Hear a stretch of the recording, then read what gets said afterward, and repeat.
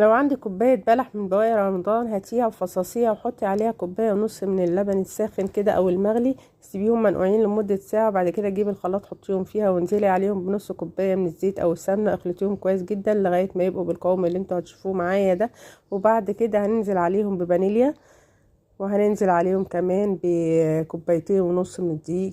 الكيكه دي كيكه البلح. كيكه البلح دي مفيده ومغذيه جدا يا جماعه، حاجه كده من الاخر. وهننزل عليهم بمعلقه من الكاكاو، وهننزل عليهم بكيس بيكنج باودر او كيك شيف، هنقلبهم كويس جدا. القوام هنا تقل معانا، فهبدا ازود كوبايه لبن كده بالتدريج لغايه ما يدينا القوام القوام بتاع الكيكه، هتشوفوه معايا دلوقتي.